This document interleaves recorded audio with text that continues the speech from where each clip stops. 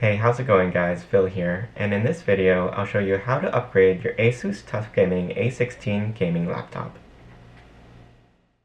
First, we'll need to flip the laptop over so we can remove the bottom panel. There are 11 screws, though only 10 need to be fully removed since the one at the front right corner is a pop-up screw that will remain attached to the cover, so we'll do that one last. I'll start at the back and work my way around. Just keep track of where each screw goes as there are several different lengths. And don't forget about the one in the middle of the laptop. When you get to the pop-up screw, the corner of the panel should lift slightly as you unscrew it. Now, with a plastic pry pick or spudger, carefully insert it into the gap between the laptop and the cover near the pop-up screw, and gently slide it between the two pieces to release the catches and separate them. You'll do this along all four sides, and may hear some light popping as each catch releases.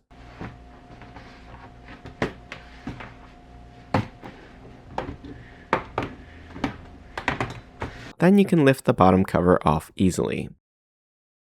At the front, you have the battery, with the battery connector located between the battery and the RAM slots, and we're going to disconnect it for safety before continuing. Carefully slide the metal catch off the connector by pushing it away from the battery. Then lift the black terminal of the connector up and out. Next, press and hold the power button for up to 15 to 30 seconds to discharge any residual electricity and reduce the risk of accidental discharge while installing or removing components. The two RAM slots are located here, and your chips may have shield stickers installed on them to prevent them from making contact with the bottom cover and shorting out. You'll need to carefully peel the shield off the RAM stick first.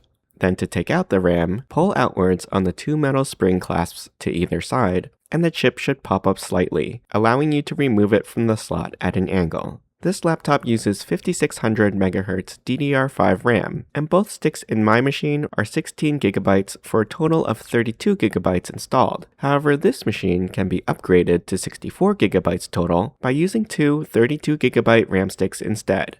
To install new RAM, place the stick in at a slight angle, around 30 degrees, and press it down until it clicks. Then gently press the shield down against the chips to ensure adhesion. The primary M.2 SSD is typically installed to the right of the RAM slots. While mine shipped with a 1TB drive, it can be replaced and upgraded to a larger capacity. You'll have to remove the set screw at the end of the drive, then it'll pop up and you can remove it at a slight angle. The drive I had pre-installed was also in a protective sleeve, and it's a Western Digital SN5000S QLC NVMe PCIe Gen 4x4. It has a heat dissipation sticker on the chip side, so I'm going to leave that in place and just reinstall it as is. To do so, ensure that the M-keyed side is facing the back of the laptop. Then place it in the slot at an angle, replace the sleeve, if you have one, press down on the end, and secure with the set screw. There's a second M.2 NVMe SSD slot to the left of the RAM slots, and it's oriented towards the outside of the unit. Though note that this slot uses PCIe Gen 4x2, which is half the bandwidth of the main slot. And while higher speed drives can be used here, your read and write speeds will be capped at a slower rate, and we'll see that during testing. There should be a set screw at the 2280 form factor mounting post that you'll need to remove prior to installing a secondary drive. And here, I'm installing a 500GB WD Black SN850. The M key on this drive should be facing towards the front of the laptop when inserted in the slot, again at a slight angle. Then you'll press it down and secure with the set screw we removed from this post earlier. It's a good idea to use a heat dissipation sticker or passive heatsink on the drive, as it can also serve as a protective barrier to prevent contact with the bottom cover. Before we close the laptop up, remember to reconnect the battery. Carefully seat the black side into the white connector and pull the metal locking bar down to secure it. Now we can align and drop in the bottom cover. Press gently along all four sides to engage the catches, replace the 10 screws, and retighten the pop-up screw.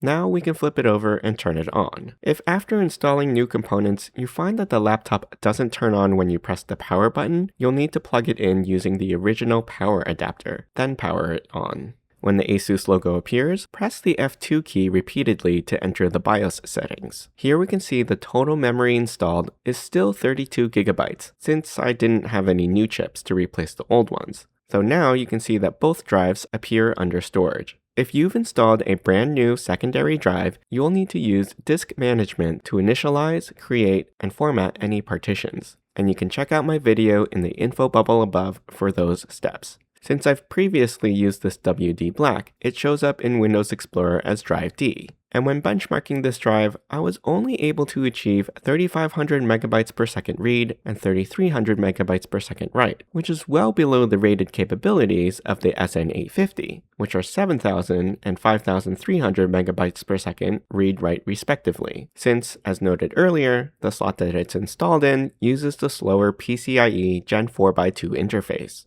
In practice, when copying large datasets between the two drives, I saw data transfer rates between 1.5 to 2 gigabytes per second. Overall, the upgrade procedure for both the RAM and SSD drives on this model laptop are simple and straightforward to perform, and with proper care and caution, can be completed safely by most end users. I hope you enjoyed this tutorial. You can ask me any questions in the comments. I'll put links to the products that I used in the description below. Don't forget to subscribe to my channel and join me next time.